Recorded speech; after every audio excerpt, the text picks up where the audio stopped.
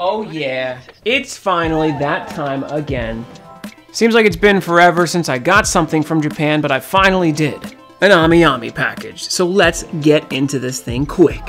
Obviously enough, the world's been a little crazy, and imports have been just as crazy because, well, Japan wasn't sending stuff through EMS or SAL shipping, so Japan Post was basically a no-go.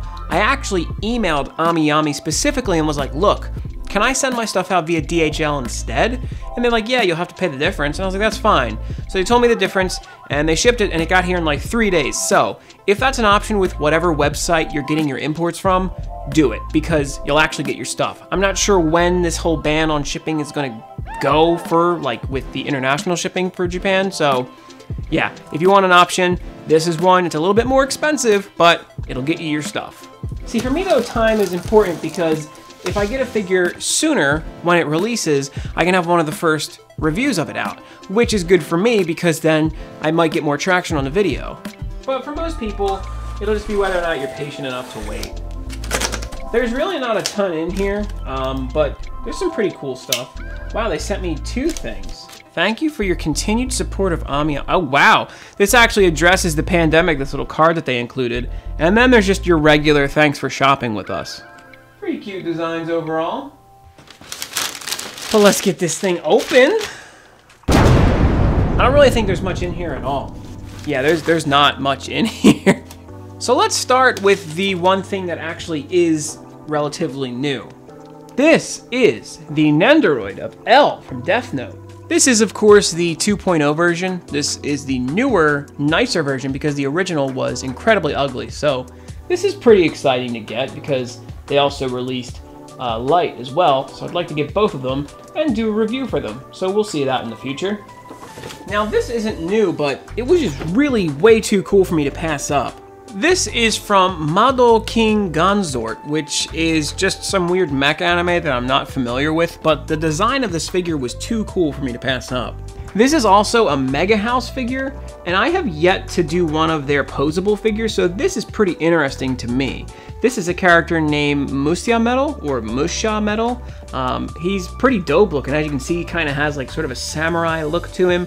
He is a mech, and he's super cool. This figure is incredibly rare, to be completely honest. I haven't been able to find it many other places, and they actually have it on Amiami for a pretty fair price. So even if this one's not great and I don't care to keep it, I'd like to review it and then potentially maybe even sell it. So that could be a come up for me. Now, the main reason I wanted to get it was because I never actually got a posable figure from Mega House. I had only gotten their statues before, and as much as I love them, I figured if they put that same level of love and detail into their posable figures, then surely it couldn't go wrong, right? So I guess we'll find that out. And the last thing in this box is incredibly heavy compared to what exactly it is. This is a just kind of prize figure, it looks like almost. But this was on sale for Amiami, and I got it.